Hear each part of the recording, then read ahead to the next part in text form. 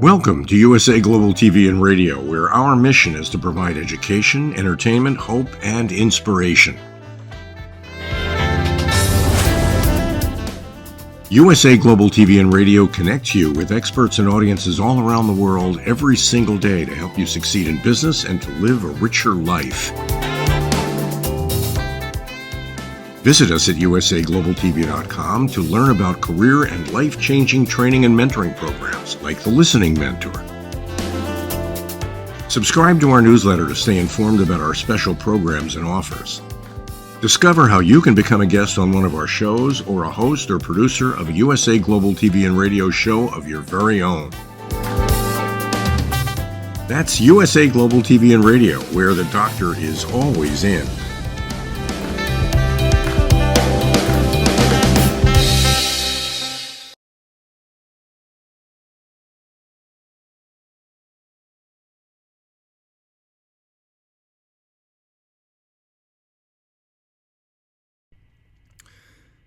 Hey, it's Robert J. Moore, Next Level. When I was growing up in Clarkson, Mississauga, in Canada here, it was quite interesting because we were all brought up in a lot of people. There was 1 million people in the area. I just felt like I didn't fit in, though. I really honestly felt like I didn't fit in. The reason why is because my biological mom and my father separated when I was young. I was 2 years old. My dad met up with his high school sweetheart. And honestly, I thought she was like a crazy redhead. She had a bad anger problem. She would always take everything out on me. So Jason was my stepbrother. My dad remarried and she already had a child. My brother Thomas, he was my biological brother. I was raised with him. And we stayed in Clarkson probably till I was 13 years old. But in those 13 years, I caused a lot of problems. There was a lot of problems. And I mean, I got in a lot of trouble. At least I was accused of a lot of things. I can't really say I was the one that had the problem or caused the problem, but I took the heat for it. I learned at an early age to shut my mouth and don't say nothing. Don't tattletale on anybody. Don't sit there and put the problem on someone else. Just hold it in. And that was a pattern for many, many years. I mean, when I got grounded, I'd be locked in my room, no TV, no phone calls, home after school. I'd have to do my homework. And I was not allowed any radio, anything. I just have to sit in my room, do nothing. And I couldn't really do much of anything. It was very boring. And I used to get suspended a lot. I thought that was kind of cool. Who don't want to be in school? I didn't want to be in school. It was one of the places I hated. So they come up with this theory. And it sure taught me a lesson. That theory was an in-house suspension. So instead of being suspended from school and being away for 5 to 7 days or 10, 15 days, they would actually put me in school for 7 days and I had to sit on the other side, basically in the principal's office. I didn't like that very much at all. So the whole reason why I wanted to be suspended in the first place is because I didn't want to be at school. Now they're actually putting me in the principal's office. It was like a spare room that they actually had in the principal's office. Everybody would look at me and say, "Oh yeah, you got suspended, but you got to be in with the principal." And you know, some of the people would actually pick on you for that because they would sit there and say, "Oh, you're sucking up to the principal," or you know, and kind of a bully situation. So I became the bully afterwards because I wasn't going to tolerate that. So I got into a lot of fights, got suspended. Then I decided I wanted to walk away from school. One of the worst ones I did in school is the football team was going after my brother Tom. We were new to the school because we actually moved to a different area up in Flesherton, Ontario in Canada. And it was, my brother Tom was getting picked on from the guy in the football team. I thought this was hilarious. This is one of the best things I've done. Next thing you know, I decide, well, we're not going to tolerate this no more. I said, you know, we're the Moore family. We're just going to have to stick up for ourselves. We're new, and no matter what, we'll just have to do it. Show them we're not going to tolerate this stuff. The garbage can was open. The garbage can was open in the back of the room there, the back of the back of the school. So this guy come running, going after my brother. So my brother trips him. I grab him and I throw him right in the garbage bin, and I sat on top of it, and he couldn't get out. Everybody was laughing at him, but then the principal come out and they caught me doing it. So when they suspended me this time, they actually gave me a letter to send home, which I never gave to the people at home. My parents would kill me if they seen this. It wasn't just a suspension. I was totally kicked out. I was suspended till I was 16, but then once I hit 16, get out, don't be back on the property ever. Now, before my parents can actually find that out, that I was kicked out of school forever and not allowed back on the property, I actually ran away from home. We had an opportunity to see my biological mom. She was actually living with an auxiliary police officer at the time. So when I got to actually sit down and be with them, he didn't like me very much because I spoke my mind. I was drinking all his beer, and I was underage drinking. He didn't like that at all, but he wasn't a regular police officer. He was an auxiliary police officer. He worked with the youth, the troubled youth, SLAPs, and it was like a jail for the kids. Him and I would fight all the time. We'd get in arguments, and when my parents come down to pick me up, my dad was coming down to pick me up. I actually ran away, so they couldn't pick me up. I wouldn't go home with them. So that was my journey of being on the streets. So basically, I started going on the streets, hanging around with different crowds, and being recognized in a different manner, a total different manner, because I was trying to fill the void in my life. The void in my life I was trying to fill, I don't think I've ever found that, because it was the happiness, joyful, oh, it's so sweet, Robert. I never got that.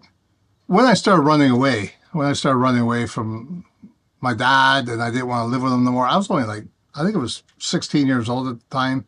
I was being kicked out of school. I did not want to face that. My dad, the nicest guy on earth, but you start messing with the fact of his son doing wrong, he kind of takes that the wrong way. So my stepmom, Diane, I call Mom, she was a hothead. I did not want her to know that I was running away. I did not want her to know that I messed up in school, got in more trouble, because she was always about, when you ever going to learn? When you ever going to learn? All you are is a misfit. All you ever do is wrong. And even if her own son did wrong, and I got the blame for it, because he would say, oh, Robert did it. He would never take the blame. And even if he did, guess what? Nah, it's okay, baby. It's okay. It's okay. He'd get away with it because it's her only son. So my dad had to suffer with his only two children being punished all the time. But I'm the runt of it because I was the runt. I was the youngest one in the house. Now, as time went on, I found out my biological mother actually had two more children. So, and I got to hang around with my brother Reagan for a little bit. I wasn't very close with him. I can honestly say I wasn't very close with him. My brother Kevin and I were very close. Very, very close. We did a lot of things together. We went to jail together. I mean that's close enough as you can get. You know what I mean? We got charged together. We did jail together. We rented out rooms together in different areas, and we actually did a lot of crime together. Now, he became the big drug dealer. I became the drug user. But at the same time, when he was doing all that stuff, it wasn't changing my life. It was actually changing my life for the worse, because I didn't actually use drugs till 1992, when Penny Ann Brick, the mother of my two children, died in my hands. The oldest child was born. Fortunately, I could not be there. I was in jail when my daughter was born. Then I got out. I was trying my best to behave, and I kind of got into a few fights and did a few things wrong, and as the story goes, I ended up back in jail. I think I ended up with 9 months to a year. At that point in time, I was actually charged with armed robbery. So I did 9 months dead time. And then I got out. The only reason why I got out, because they felt bad for me because I was having another child. And it actually went worse than what I thought it would be, because when I went to watch her give birth and I was there for her, I was actually physically there this time. Well, she died giving birth. She had a pulmonary emboli and an epileptic seizure, they classify it as, and she died right there in my hands. When that happened, it was the turmoil, the emotions. I didn't know how to deal with them. So how would I deal with emotions? I drank, I used more drugs, and I put myself in a position where I didn't want to deal with that emotion. So I kept getting deeper, deeper, and deeper. And I basically floated for years on end in and out of jail. But in those years I was floating, I hung around with a lot of gang members, a lot of organized crime, either it be bikers or it be mafia, and they became my friends. So when I was hanging around these type of people, and I felt that it was actually filling the void. I got free booze, free money, free things. If I wanted a car, they'd set it up, no problem. Anything I needed, they got me, as long as I was willing to sacrifice the way I was living. So it was really kind of interesting, because 169 was Shago. We called it Hazard County. It was the clubhouse, but I was actually, it was a coffin. They took the top part off the coffin. I actually used that as a bed, and I slept with a 22 pirate gun beside me, so that way if someone come in the door, I'd get them, you know. And everything was done by batteries. There was no electricity. The bathroom wasn't even a bathroom. Really, what it was it was a toilet you sit in, and you had to take it and dump it in a big bowl later on in the field, and that would just dry up and do its thing, and you better hope you don't fall in that in the wintertime. I had this one guy I've known him since 3 years old, Robert Goundry. Him and I, we used to go around getting in trouble all the time. We did things that opened up eyes for other people, because, like I've said, we wanted to fill in that void. So Robert and I would go around causing problems, either get kicked out of school. So like I mentioned before, when I was doing suspension, 90% of the time it was with Robert. We would skip class, or we'd do something, we'd get in trouble, and then the school said, okay, well, you guys aren't going home. You're actually going to sit in the principal's office. But they separated us so that way we can't sit there and talk and giggle all day, or whatever we're going to laugh at, or make other jokes about things, or they actually wanted us to suffer. So Robert and I, we went through quite a bit together, and even to this day, he's still a personal friend of mine, and I can call a brother, and I highly respect him, man. I highly respect him, but it bothered me because I felt he was distant after a while, and I didn't know why.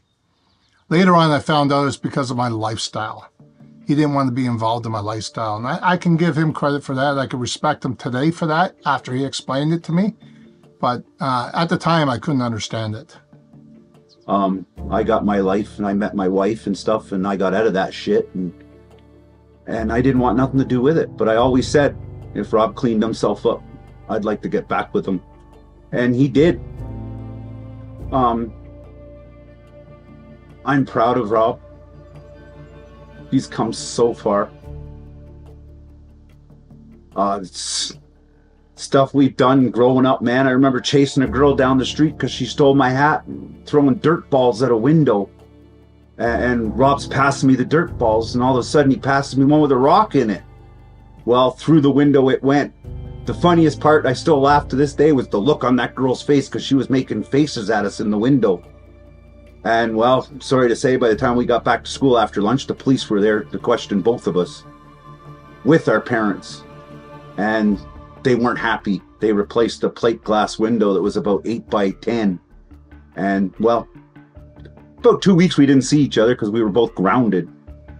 But that was one. And I remember smoking dope with Rob behind the school and going to shop class stoned.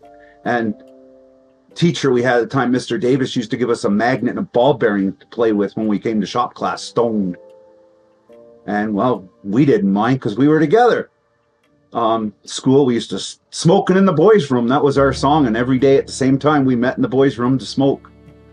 And there was a teacher that used to catch us all the time, never busted us, but he'd catch us, send us back to class. Rob Moore's dad was more like a dad to me, like my dad. Both our dads catch us doing crap, and he'd grab us by the ears and take us home. And if it was his dad cause, he'd stop at my house first and tell my parents, and then go off to his house and deal with Rob. If it was my dad, it'd be the other way. But We got into a lot of trouble growing up, and well, we've overcome it.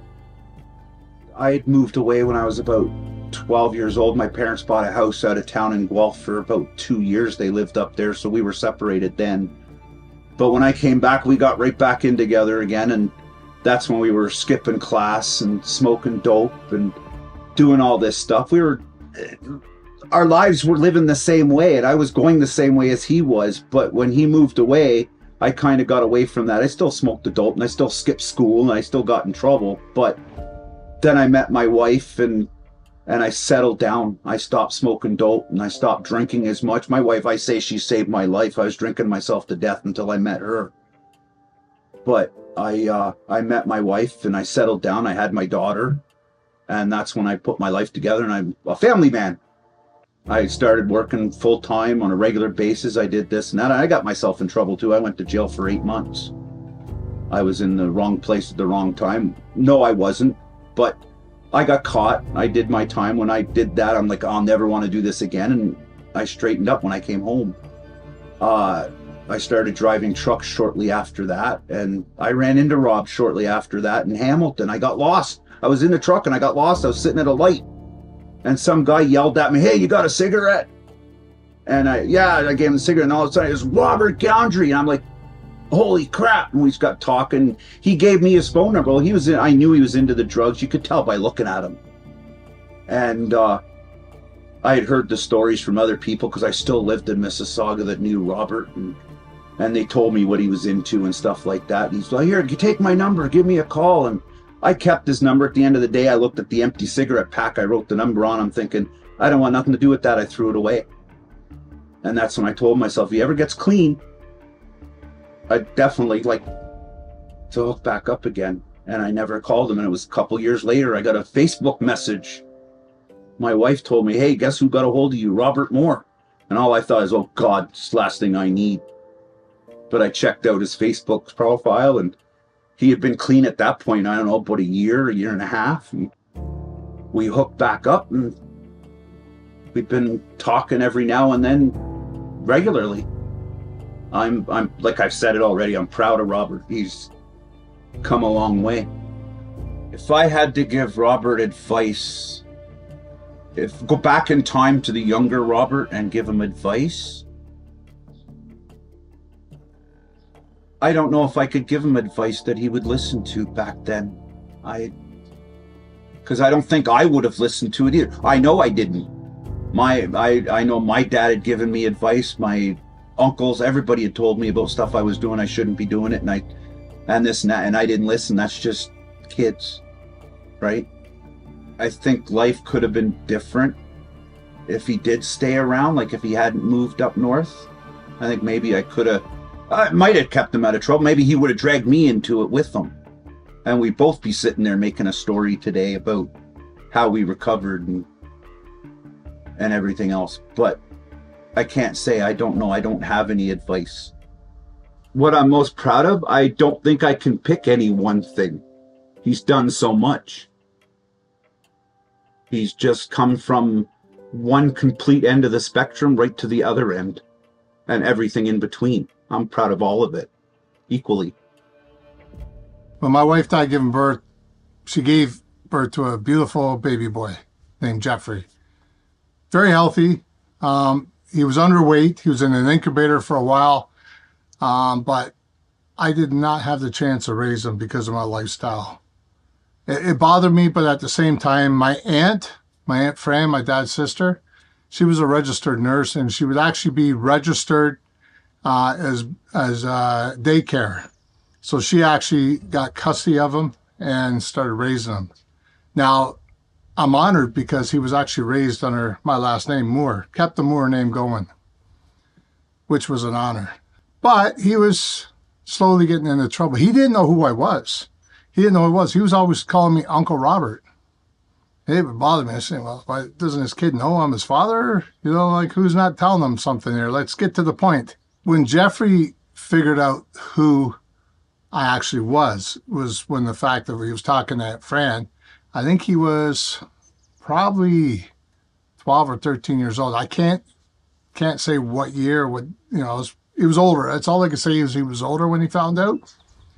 But I think he found out because my daughter Elizabeth, his older sister, told him what was going on. Now my daughter Elizabeth, she was actually brought up with her mother's side of the family because I was always in and out of jail at the time. So they didn't let me see her.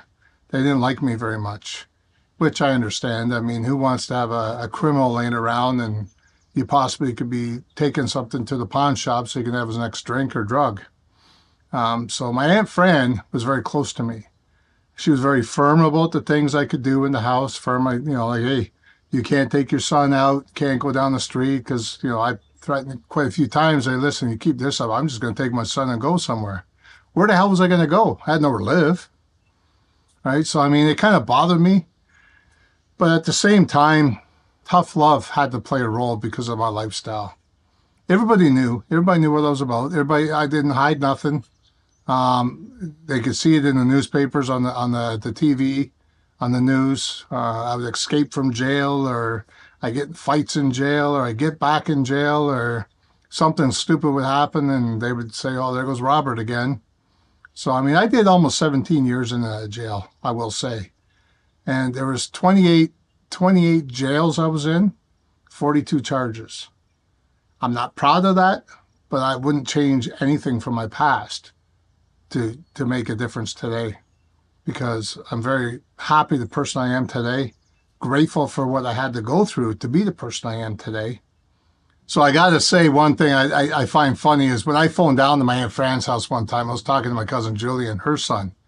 And I said to him, because I heard my son say something rude in the back end there, and it was like he wanted to be a gangster. And I knew he was trying to be a gangster, trying to be rough and tough and everything else.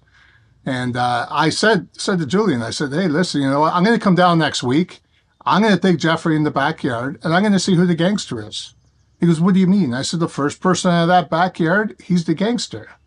He says, you're going to kick the shit out of your own son? I said, look, I'm just going to teach him a lesson to see who the gangster is, because I don't want him being a gangster. I don't want him living that life. Hello, I'm Jeffrey Moore, Robert Moore's eldest son. You know, Robert, my father, I grew up calling him Robert. Actually, I grew up calling him Uncle Rob, as the knowledge of him being my father at the time was completely evasive. The family kind of kept it under wraps, as, well, when you're a father in and out of prison and the government tells you that you can't go near your children, that's probably the reality that you're going to experience. Your children are going to have very little knowledge of who their father is. Unfortunately, he was one of them. And at the time, I remember seeing all of my uncles, including my father, visiting every once in a blue moon, and I was always excited to see all of them equally, quite frank. And unfortunately, my Uncle Jay and Uncle Tom, they became distant. Unfortunate events happened in their lives, similar to that of my father's, but Rob always stuck around. And it must have been about years of 10, 12, give or take, that I asked my aunt, my great aunt at the time, who is he? You know, sure, he's my uncle, but why isn't, what happened to my dad? Where's my dad? Why is Uncle Rob always coming to the house and seeing me and not my dad? And she quickly asked me, well, if Uncle Jason's always in prison and Uncle Tom isn't here, but he's always coming to the house, who do you think your father is? I must admit, I didn't guess Rob. I did guess Tom. I did guess Jay, and then I guessed Robert. And from that point on, it became a reality that Robert was my father. You know, the behaviors of my father then, I was aware of. The realities affected me in many ways. And even till this day, it's influenced decisions in my life from the time I was a youngster all the way till the day that I became a father. And they still do influence my life. The influences and knowledge that I've obtained through many years of phone calls from prison, hearsay from family, both my mother's side and my side of the family, they can be unfortunate to hear Robert getting into drugs, Robert not taking responsibility of his children at the time, being involved with people in which would only pull him down. Those events have affected the lives of many in my family, but today I must say, though those influences were of a negative effect through a high school fighting, street fighting, glorifying violence, these things are all foolish, and those are things I learned firsthand, but those are things that I could have learned from him without him ever having taught me directly. And those are the things that did affect me, but also have helped me grow. Hopefully to help others grow too. And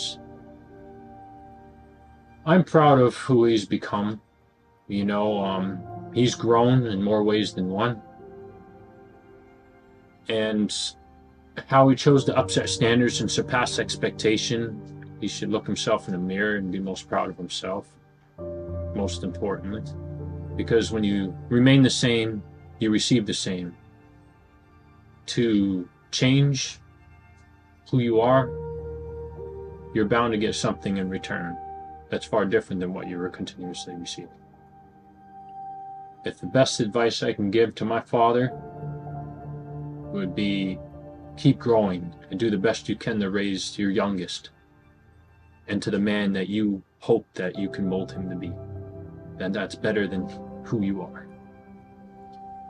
When I began to learn more about my father and who he's associated himself with at the time, and my life being, you know, around the middle school ages, that's when a lot of the kids were into the cool stuff. They think they're the gangsters. They think they live the streets. They think they understand the streets. I knew my father did understand the streets, how gritty and how, unfortunately, it's a gruesome and dark reality that can creep within your heart. It corrupts you inside out. And I must admit, I'm guilty of having glorified the very nature of my father. I loved that image growing up. I thought it was cool, just like all the other influences around me at the time through a high school. And it was probably grade 11 that I woke up one day. I had a crush on a young lady. And I guess a young lady made me look at myself in a way I never really looked at myself before. And I asked myself a question. With having grown up without a mother and having grown up with a father whom I've up to this point glorified in terms of violent and immature behavior and being a gangster, I asked myself, do I really want that for myself? Do I want that for my offspring? Do I want to be that man? Do I want to be the more that my family always judged me to be? You live with your father's sins, and it can be hard to live with. The world will always judge you based on the behaviors and acts of your fathers and the reputations, and I didn't want that for my children. And after that point, I chose to change my ways. I got into boxing. Boxing helped teach myself discipline. I'd cry in the ring. My friends thought that was very feminine to do so, cowardly to even express yourself in such a form. And oh man, the things I could do to that person in the ring, but would it be justified? Would it be right? And no, it wouldn't. Taught me self-discipline, taught me self-development, mentally, emotionally, as well as physically. And at that point, I realized I don't want fighting. I want education. I want to help community. I want to help these young minds that grew up in the streets thinking that they are these things, taught and bred to believe that they are worth something to the elders who are raising and teaching these kids the street life. May it be drugs, may it be violence, gangs. Kids are being taught that these things are cool. I know firsthand that they're not. And policing was a choice that I chose to educate myself on, having gone to Humber and college and further advancing myself and such. If it's one thing I know up to this day that brings a smile to my face, and it still brings kind of a kicker to my dad's, would probably be the idea of pulling him over if I were to ever catch him driving past the cruiser. I must admit, I would be guilty of that. It's a kick in the pants that I wouldn't mind giving him for all the heartache that he gave me as a youngster. But, you know, crime is crime, whether it be family or whether it be friends. Wrong is wrong, and wrong will always be wrong, right will always be right. And who he's become, I see he's doing more right than any wrong in comparison to his past. And for that, that's excellent. So even if I did pull over and just be a crack and a smile, how are you? Be on your way, I'll bug you later on. But I hope that, you know, he's not only proud of who he's become, but I hope he's proud of who his own children have become, knowing who he was and knowing what they've had to go through. I think that would be very important for him and the family that he's growing and developing to this day. It'd really help him. I love my father. You know, it's confusing to grow up with two fathers in their life, you know. And I love them both. And I love Robert more. And I love him a great deal. I'll always be his son. I'll always carry his name, as my son would mine. And with that, you know, it carries a bit of pride, knowing that I have a dad that's bettered himself, and it further continues to help me elevate myself, put myself in a position to be eligible for new levels of success. And I hope he continues to do the same and influence those around him to do that too, especially the youth. I hope he gives back to the community in ways that he failed to do so then, give back what he has taken. And I hope that he succeeds in doing so. When I was in jail, there was a guy in there I kept repeatedly seeing, probably as much as I was in there. His name was Steve.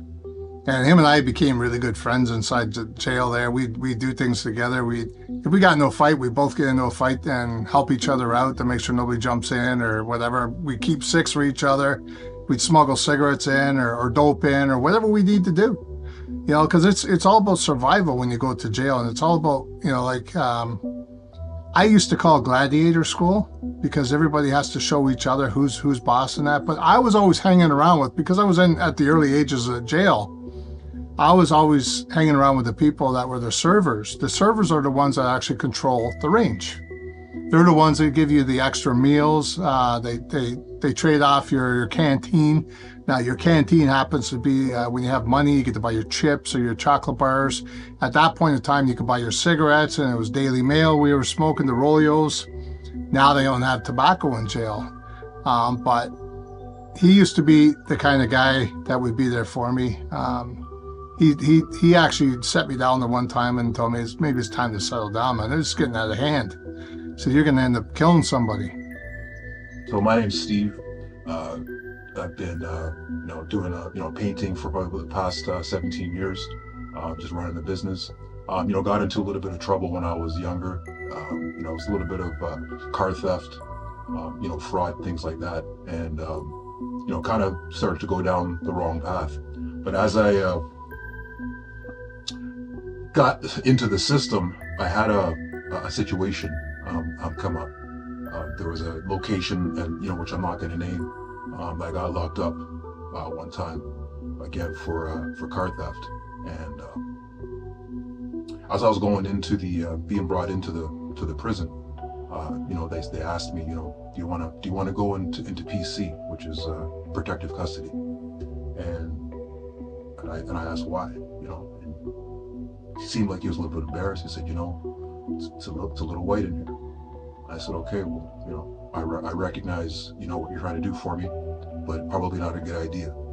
So I decided to go into, what, most people would consider to be a general population or, not protective custody. And he was right. It was a little white in there. There was definitely some tension in there. And there was this other prisoner that was, seemed like he wasn't, from around that particular area, but he kind of called to my attention that he could see that there were some things going on in there that I was probably going to get caught up in, that were bigger than I might have been willing to, considering why I was there and how long I was going to be there. And we had so they came into the range. There were some new people brought in. He was operating just outside of the range. I guess he had some kind of janitor duty or whatever, some kind of special privilege. But I heard some of the other guys, just calling him a big fish. He had been from a bigger place going through. I don't know what was going on really, but anyways, he kind of advised me and said, hey, look, something's probably going to be going down here later. There's somebody coming in here that a lot of people don't like, and you may have to get involved, right? If he gets dropped into this side of the range, and you're not participating in this, you could find yourself, in some heat. You know what I mean? And so we got to talking for a little bit, and it sounded like he had my back, and eventually. It turned out to be nothing. There did wind up being some trouble on the other side, and somebody was definitely in a. I'm just gonna call it a fight for now, and it was just in that opportunity to meet Robert. I just found that he was just to be he's a very compassionate guy, but at the same time he was definitely an instigator. It was just kind of the way that he kind of got it done that day, and it was a weird situation.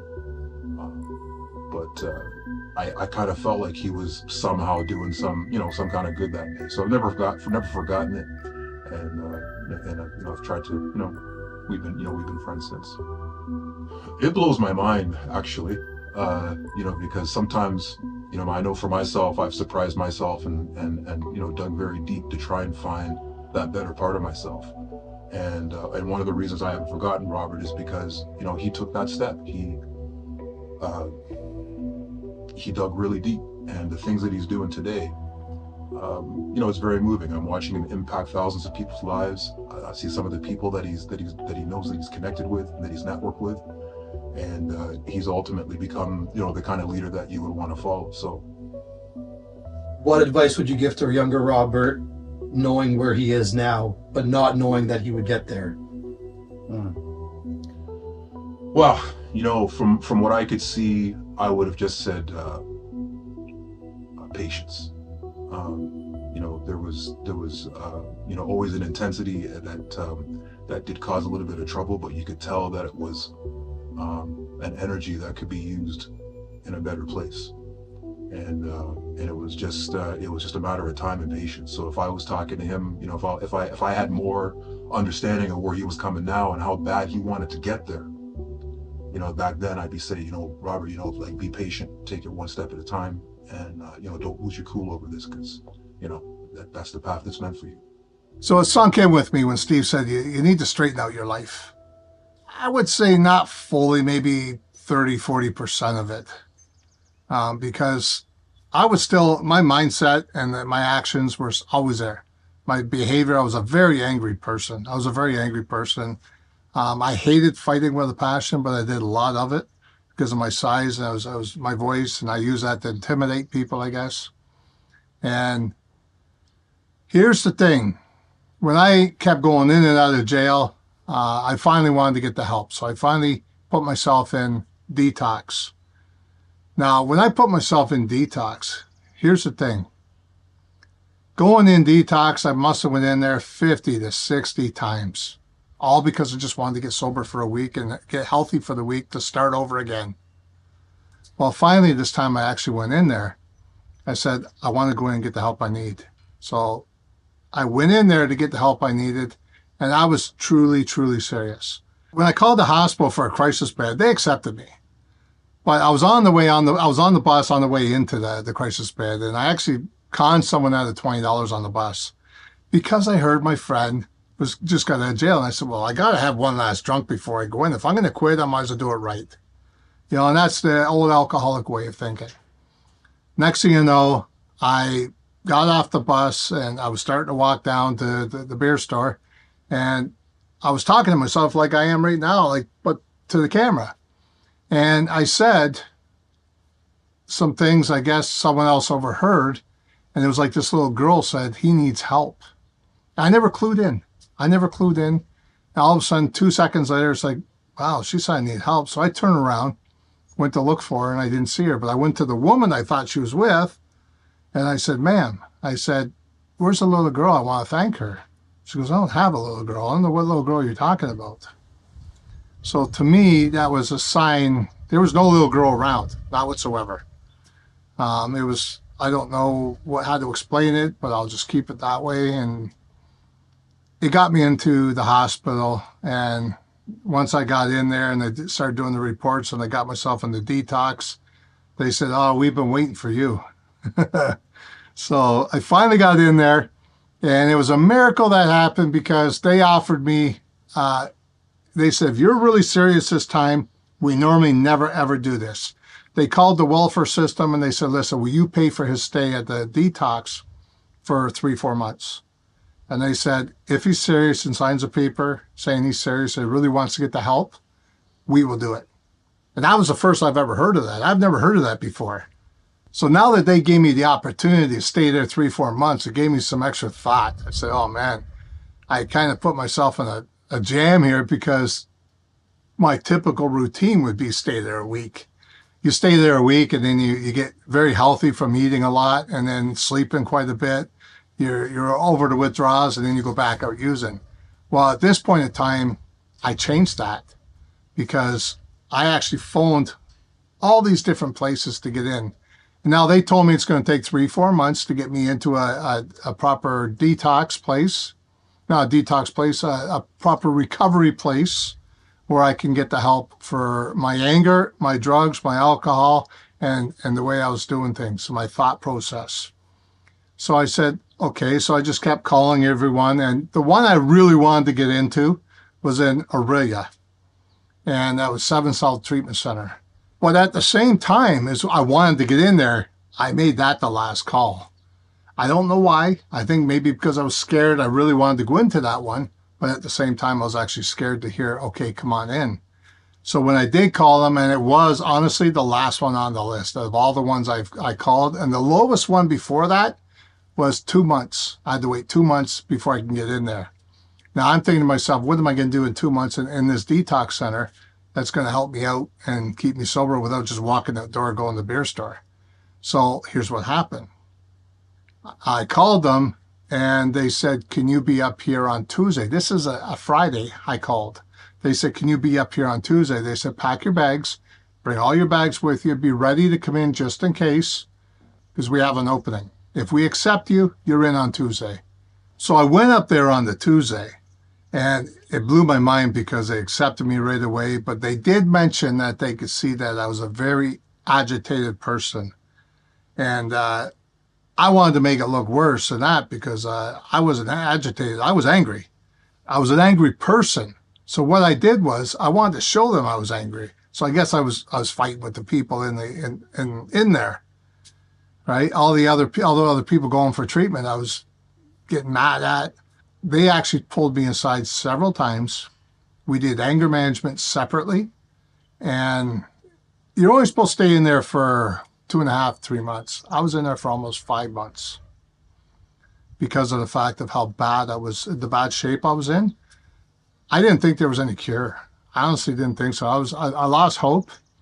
When I started going to meetings, like AA, NA, and different meetings like that, there was one guy that came up to me.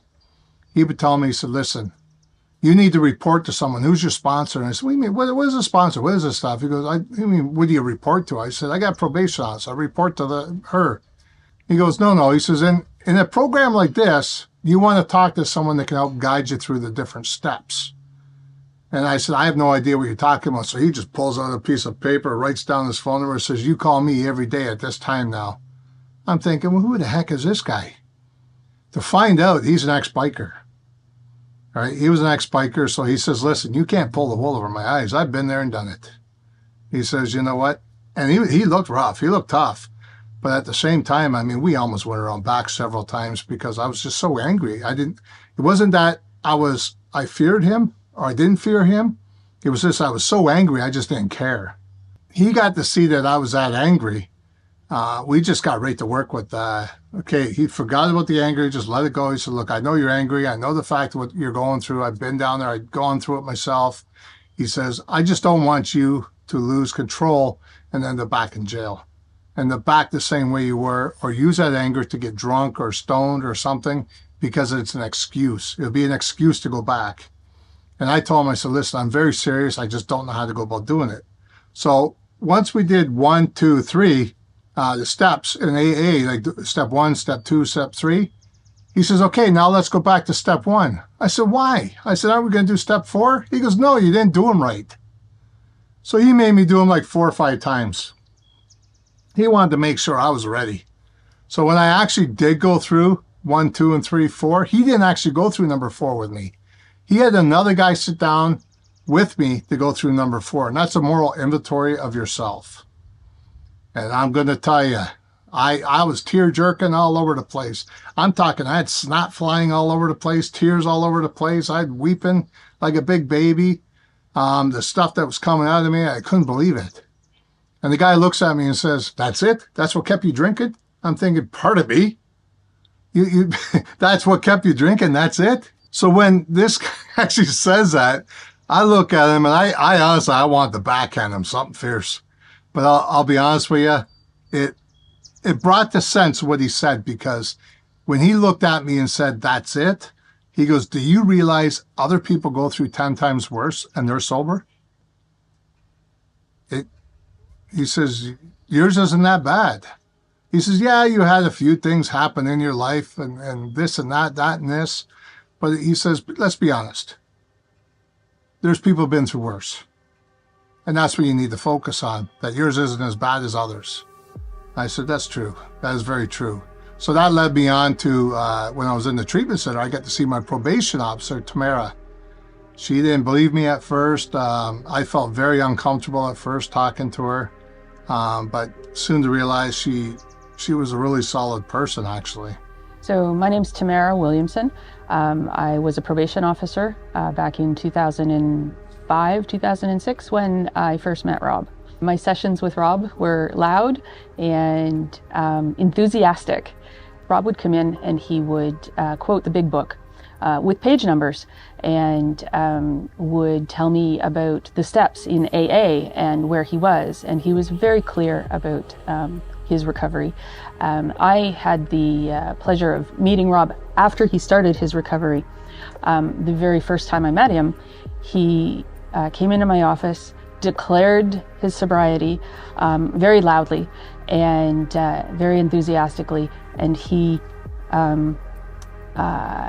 wanted to make sure that I was up to the job of helping him with his sobriety, to which I nodded and I smiled because, you know, as a probation officer, you deal with people who have addiction issues of all different kinds. And so I nodded and smiled and said I was here to support him. And then I sit back and wait for the fallout of those promises that people make. And with Rob, there's never been a fallout. He has remained sober since declaring it to me that time. And I'm very proud of him for that. He's not your typical offender. Even back then, I knew that. The other things that he would do in appointments, I'm not sure if he said he would challenge, or if I said this already, but he would challenge me and my knowledge of things. And so I took it upon myself to go and get a big book from AA, just so I knew at least a little bit of what he was talking about. And I would scribble down the page numbers that he mentioned. And after he left, I would look up those quotes. And he was right. He had it right every time. Again, I nodded and I smiled. And then after he left, the first thing I did was pick up the phone and call the treatment center. It was a treatment center here in Aurelia. And I asked if they knew him and they said yes. And then I asked if he was for real. And they laughed and said, yes, he actually is for real. And again, I kept waiting for the fallout, and it never ever happened. If I said that I didn't have concerns about that, I'd be lying.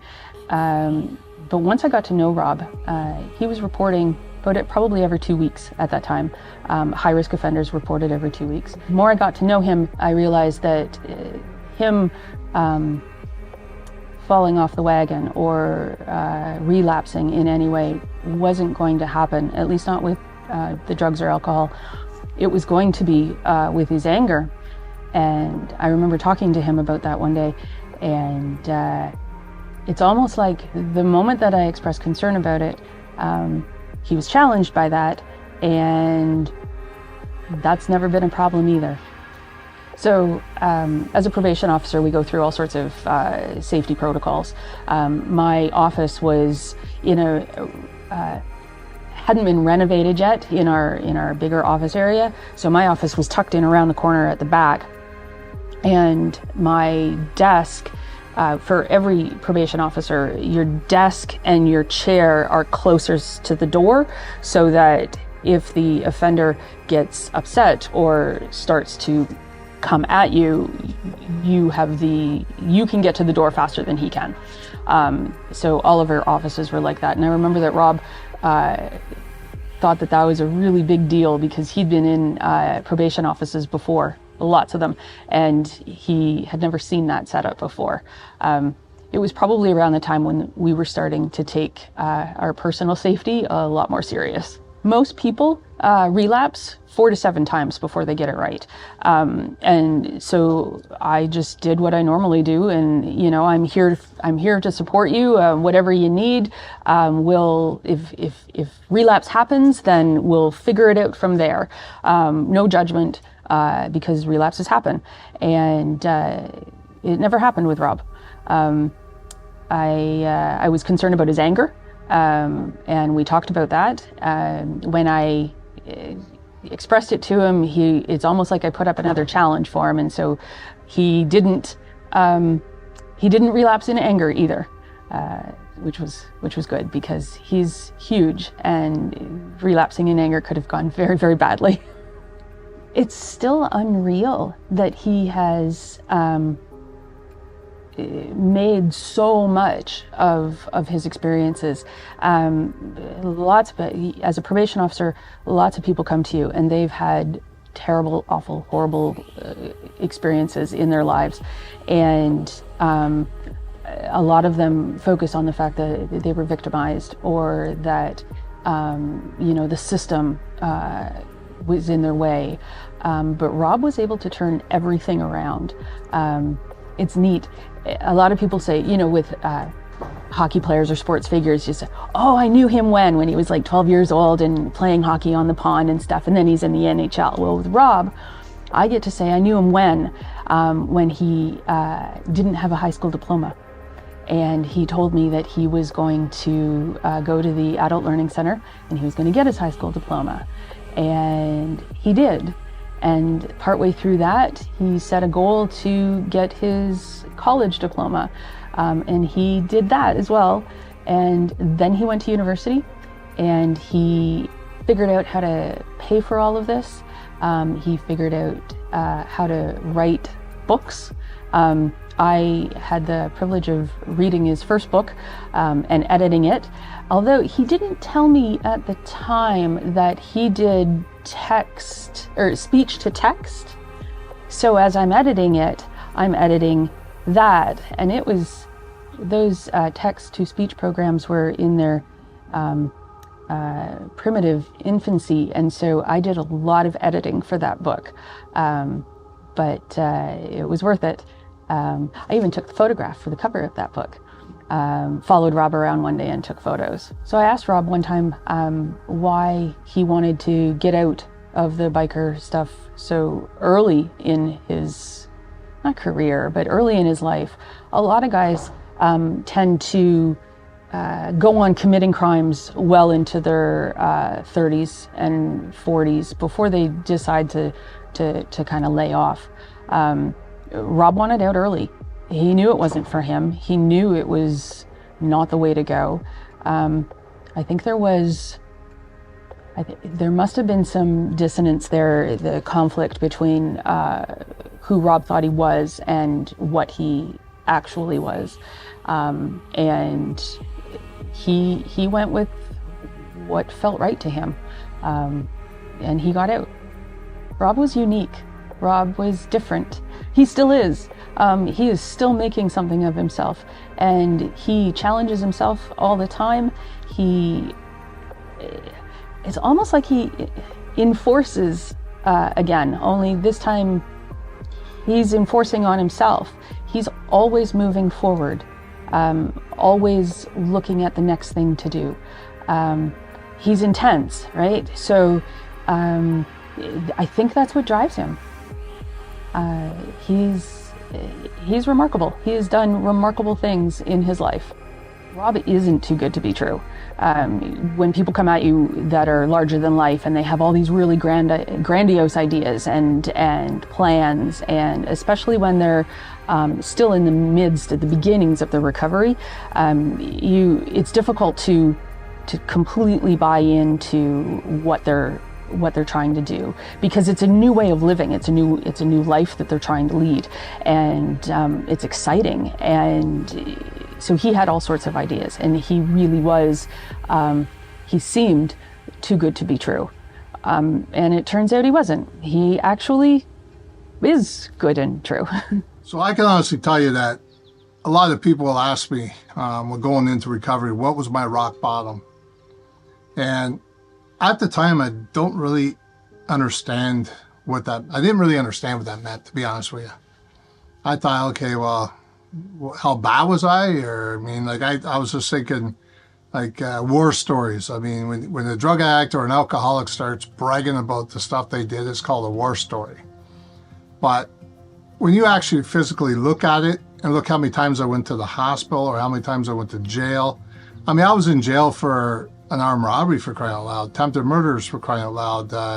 I was caught with guns and knives and, beating up people, a lot of assault charges.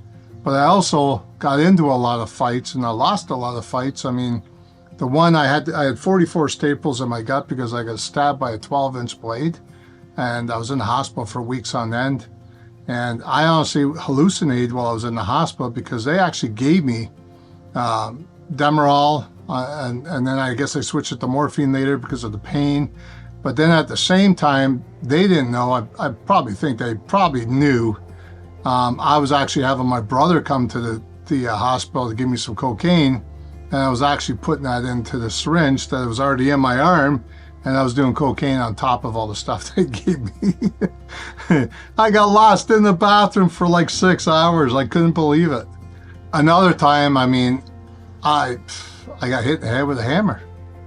I had blood all coming down my shirt. I walked into a bingo hall when my biological mother was there. Everybody's looking at me. They're calling the cops. I got blood all over me, and she's like, "What happened to you?" And all of a sudden the cops come in. They took me out of there, took me in the ambulance. And to me, I didn't find it funny then. I didn't see a problem with it then. But later on, as we grew in recovery, I seen there was a problem. In order for me to change, I had to go through, there was a 12-year sentence they were offering me.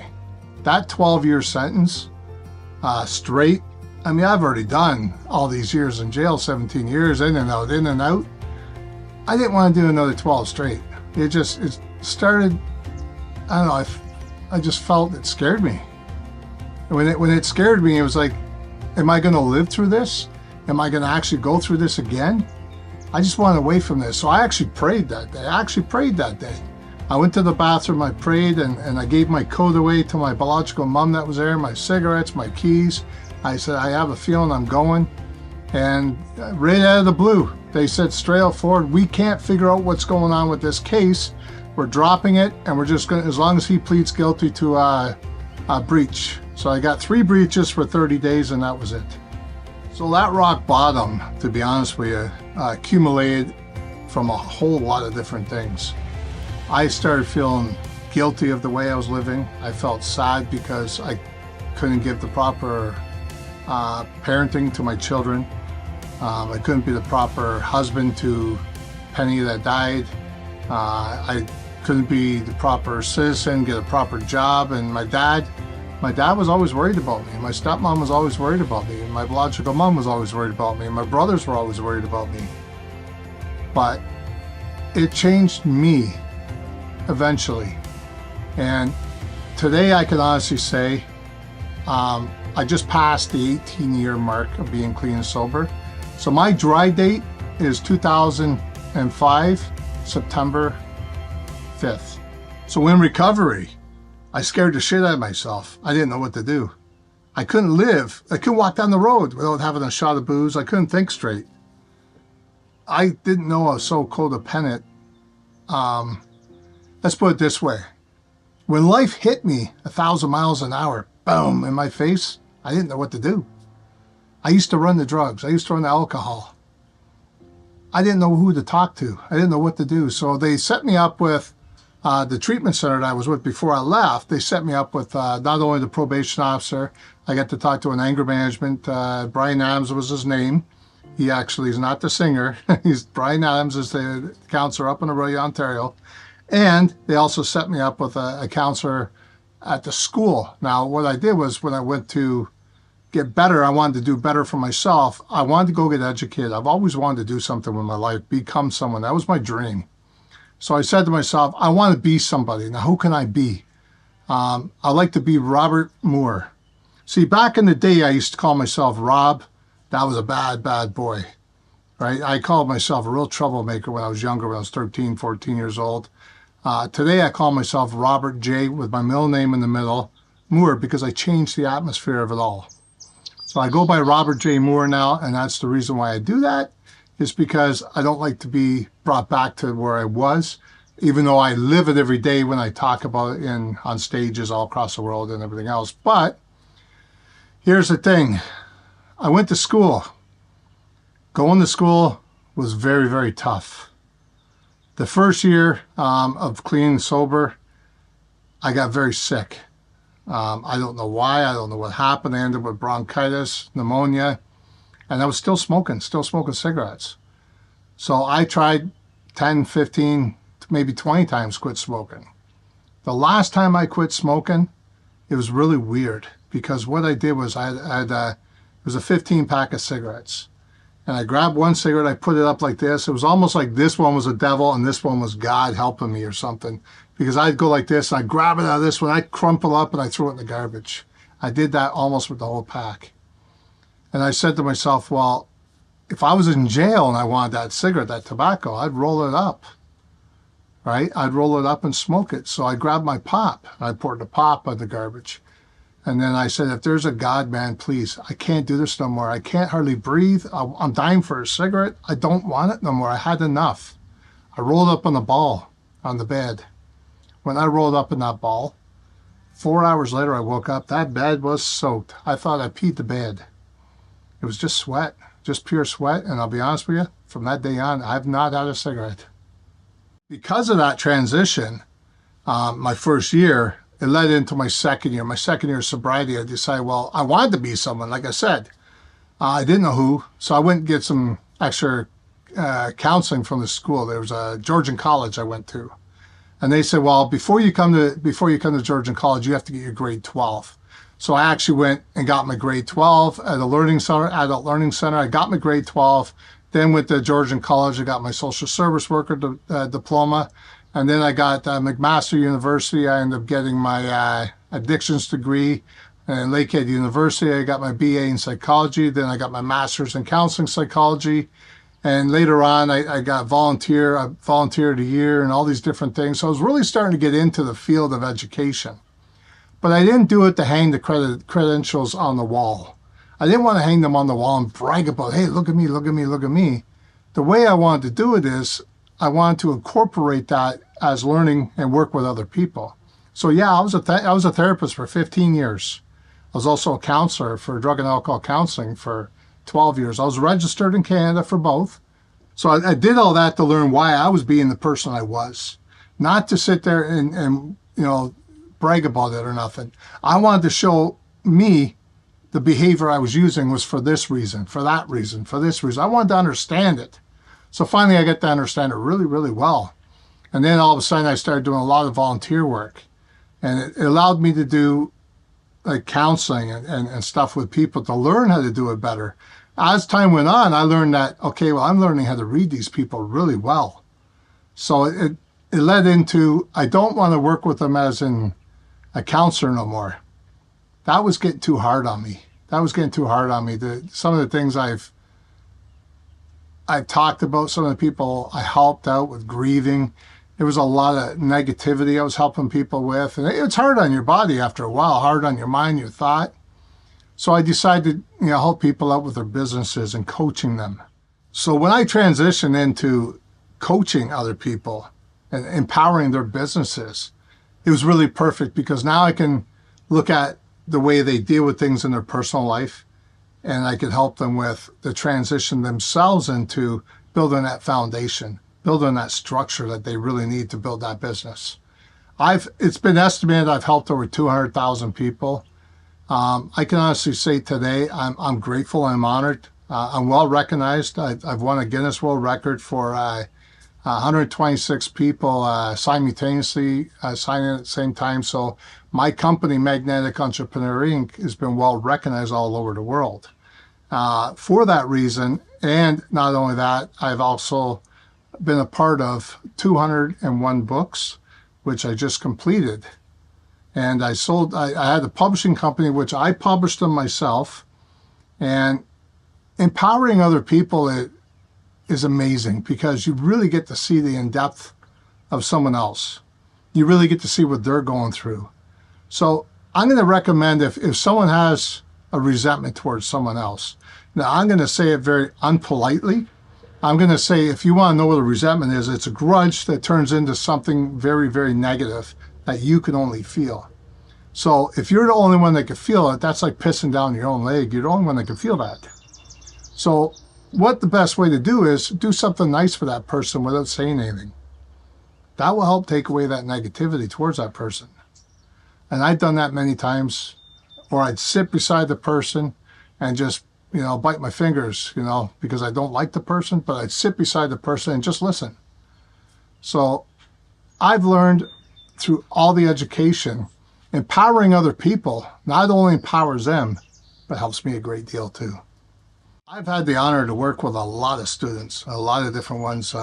Some of them didn't work out. Some of them wanted to go on their own path, and that's great. I admire that. If it's not right for you to go this way, then do what you think is best and what you feel is best, because I never mold anybody into what I believe they have to be into. I always mold them into what they believe. So I walk them through that transition. Now, one of my students, Mary Ann, actually, she was actually what they call a headhunter, like an HR person. They were actually looking for people to do for the different jobs and that. She seemed very unhappy with the job that she was doing. She didn't really feel comfortable, I guess. That's how I felt she was going through. So she actually ended up hiring me. And to this day, years later, she's still working with me. And she's actually doing a lot better. She's well set down. She's actually very focused on what she wants. She's a real estate agent today. She has her own publishing company. She does a lot of things right now that is very, very important to her. And I'll tell you something, she's well recognized now too. And I'm very happy about it. When did I first meet Robert? I met him, I think it's been 4 years now.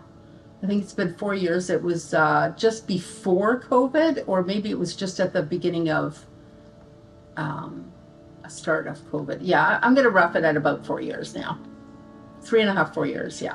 So what interested me in working with him was primarily where he came from. His whole story was just, I was like this. Like he starts talking and I'm going, oh my God, jail and this and that and Hell's Angels and all this. And I'm just like, wow, that's fascinating.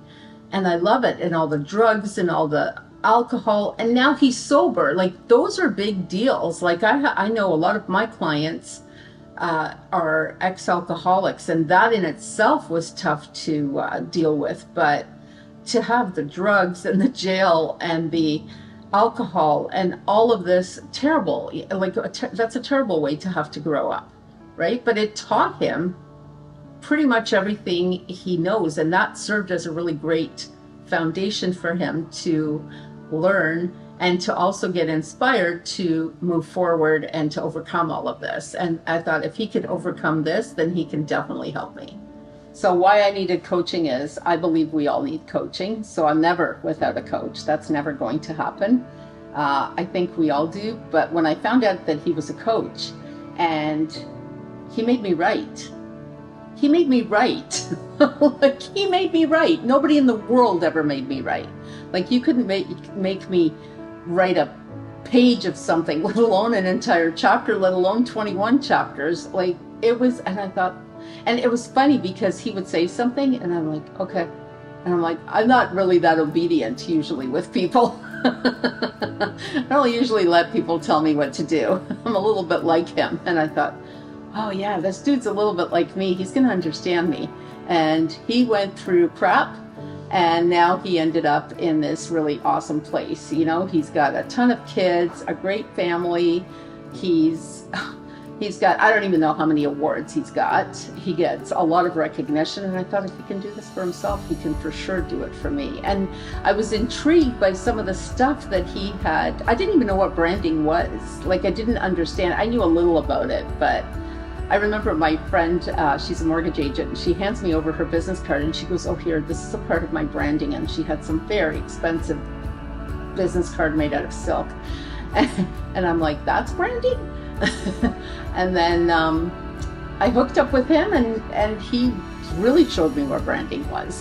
Like it was pretty intense. I was pretty intrigued by some of the stuff that was a little bit like the unknown, you know?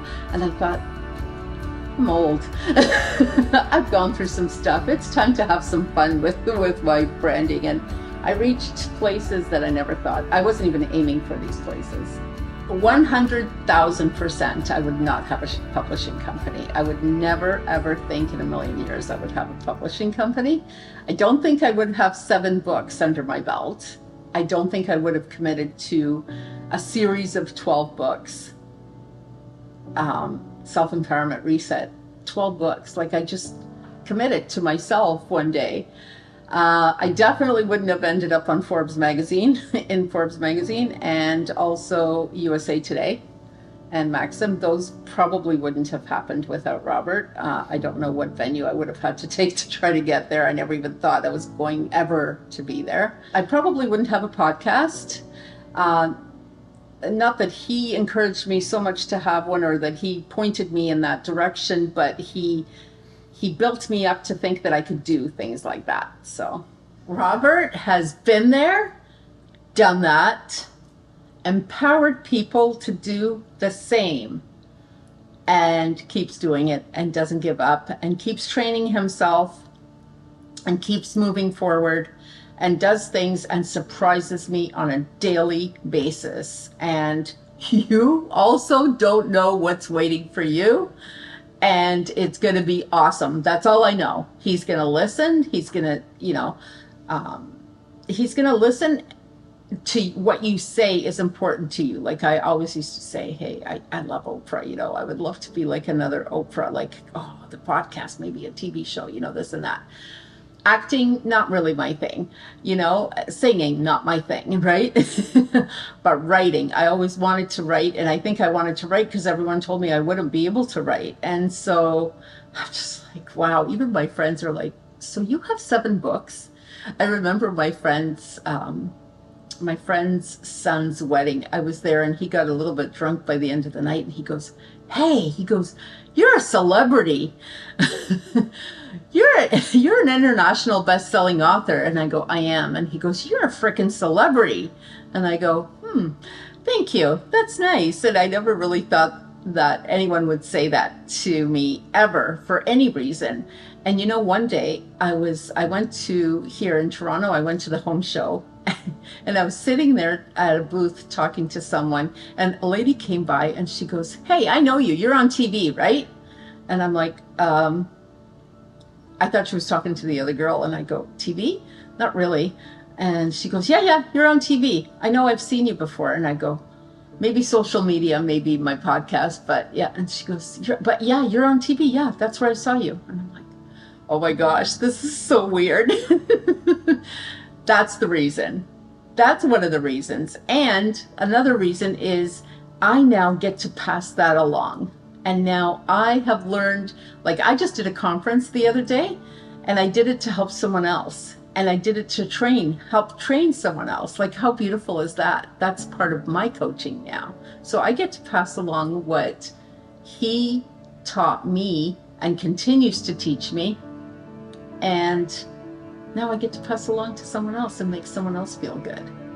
Isn't that the reason we all do everything? when you go through what he goes through, you learn something that you don't learn in a classroom, learning how to become a coach.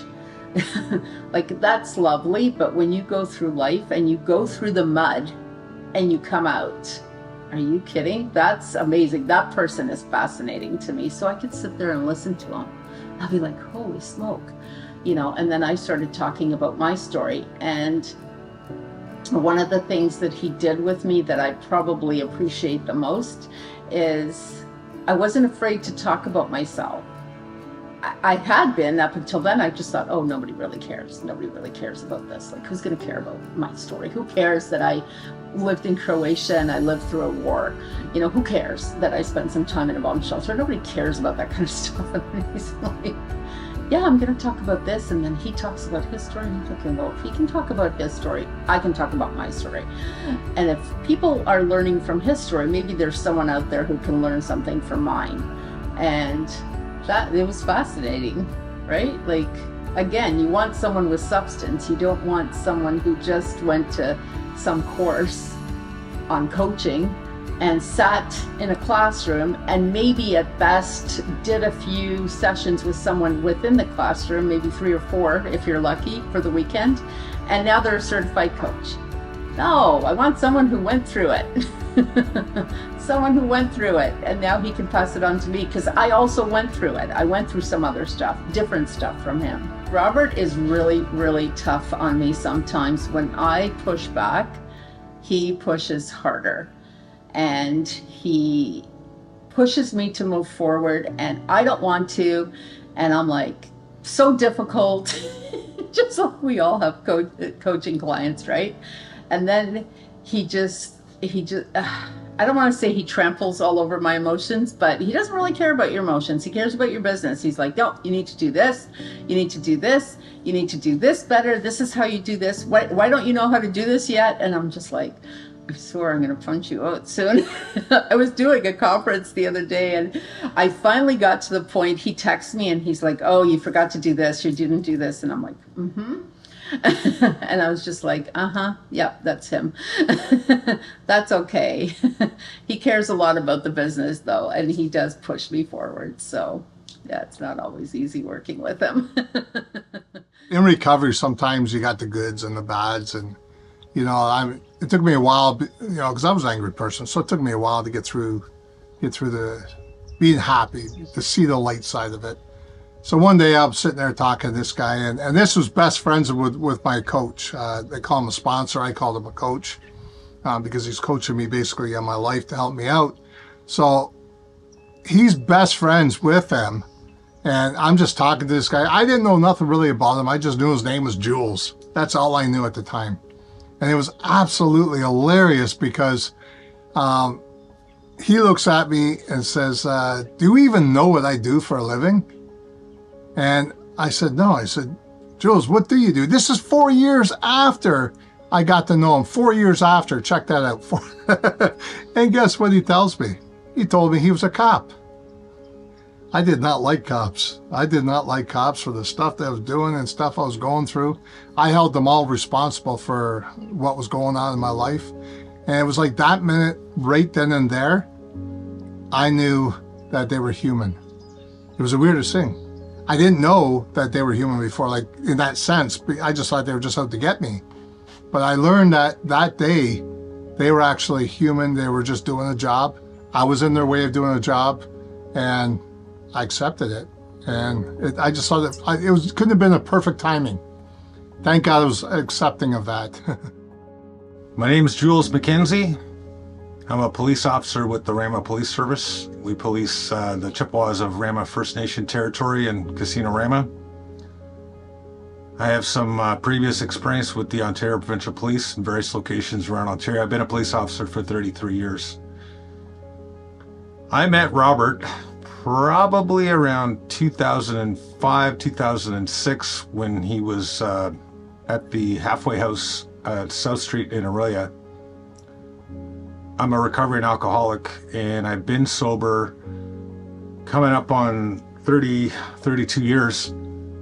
I've been sober for quite a while by the time I met Robert, And we just did a little bit of work together, and we started walking a distance together.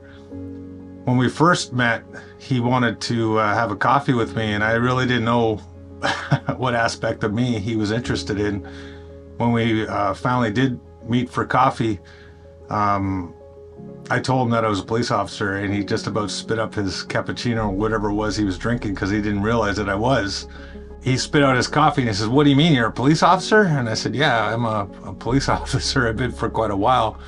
And I think that over the years that at least I have concluded that the reason that there was an attraction between Robert and I is because, you know, in his former life, he still had to abide by a certain charter and a certain code of conduct. In my life as a police officer, I definitely have to abide by a charter, the charter rights, and I have to abide by a certain code of conduct. So there's a certain amount of discipline that was required to be who we were being even then.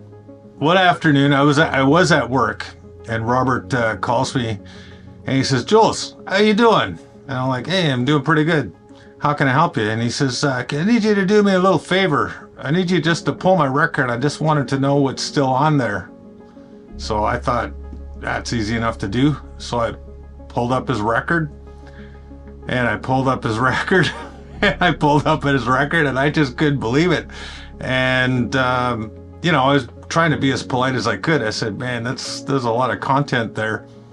And he says, "Yeah, no, I'm trying to get a pardon. Do you think I got enough material to apply for a pardon?" And I thought to myself, like I said to myself, I didn't say to Robert, I said, "Man, I don't know if he's actually going to get a pardon with this kind of criminal record." Like Robert, very inspiring lifestyle. I mean, after all he had been through, and, you know, after a certain amount of sobriety, he decided to go back to school and get his degree, which I don't know if I was as, you know, for lack of a better term, as old as he was. I'm not sure if I would have gone back to school and to get a degree, which he did and he achieved. There was another afternoon, he reached out to me and he says, "What are you doing this particular Saturday?" And I don't recall what the date was, but I think it was around March, and then this would have been around 2015. He said, "How about I buy you a ticket to go see Tony Robbins in Toronto?" And I was like, "Sure." "What are we going to see?" He said, "Well, we're going to go to Tony Robbins for a day." So we, you know, he bought me a ticket. I drove. We went down there, and you know, we went to the event, and it was a large event of people selling books, materials, publications, you know, in terms of investing in personal growth and development. And it didn't dawn on me until we were lined up at one seminar. I wanted to see this no money down guy. I'm a real estate investor myself. And Robert says, "Well, what are we going to see this guy for? Are we going to be buying his materials?" I said, "No, Robert, no." You know, then it dawned on me. I said, "Robert, we're going to go see this guy speak because I want to learn, and I think you want to learn, how this guy sells his materials and his books and those kind of things. You know, we don't necessarily want to buy what he's selling. We just want to learn from what he's doing, so possibly we could, you know, become one of those guys. We want to learn how this guy is doing what he's doing, and maybe we can be what this guy is so that we could probably, you know, eventually monetize our materials." And Robert certainly has been quite successful in monetizing, you know, what he knows in terms of persevering and overcoming obstacles and challenges, and, you know, quite inspiring, quite an awesome program. So Robert and I have kept in contact, you know, various times throughout the year for many years now. I continue to read books, and so does he. We continue to personally grow and develop, and so, you know, it's just been tremendous. I've been so inspired to watch Robert's progress, ongoing personal growth and development, and it inspires me to want to keep growing and personally developing as well. I really didn't think he was going to get his pardon, but obviously Robert had a vision for his life, and that vision didn't include this lengthy criminal record. So my advice to the old Robert was keep going, man. Like, just keep stepping your step, keep doing you, because the details don't matter. The details don't matter. You're going to keep pressing forward, and you're going to keep achieving, and it's going to inspire us all to want to do the same. Robert, if you keep doing what you're doing, you're going to be tremendously successful, and you're going to be one of those guys, you know, that we wanted to see, just like Tony Robbins, you know, filling the Toronto Convention Center. I very much hope my journey has inspired you and helps you move forward with decisions that you're making. Hopefully they're positive. I am a man of Christ, I will admit that. I'm married into a family of a Christian family, and I'm very happy with that. Today, I can honestly sit there and say empowering other people is a gift. It's an honor. It's something I love doing, because when I see someone smile, it brings that smile right back to you. It makes me feel really comfortable to know that that person has got that internal peace, that even for that moment that they're just smiling, understanding me. I really hope that I inspired you in some way, and I want to say thank you.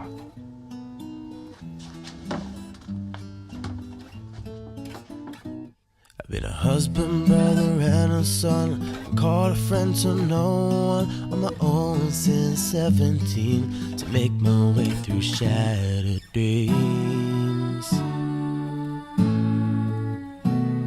Never listening to anyone, spent my youth on the run, fighting and straining to get me by, bottling drugs to keep me high.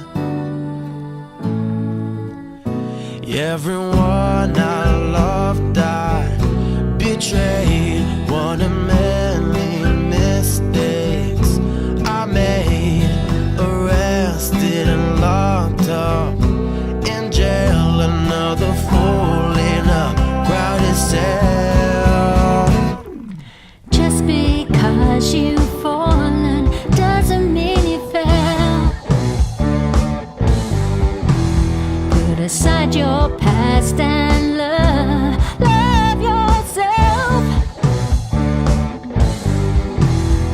Put back the pieces and you'll be one. Hear my words, don't you come undone. Just because you've fallen doesn't mean you fell. I took a stand, took my 12-step plan, never looking back at once was me. I had to be stripped of emotions and guilt so I could become the man you see. Never caring what became of me, never caring what others see. I went from a loser with many needs to a man of a purpose, I'm a man of means. He took a stand, made his first grand, never looking back at once was he. He educated himself and taught anyone about business, strength, humanity. Awarded titles and accolades, seen his name at the top of the page. Forbes magazine wrote about him, about the entrepreneur he's come to be. If the journey's easy, then it's just begun. You must suffer for the things you have done. Emotional, physical, and mental pain is the price that I paid to gain. I made a promise to myself that I become someone else. I'm not the man I became to be. Nothing left of once was me. Just because I've fallen doesn't mean I fell.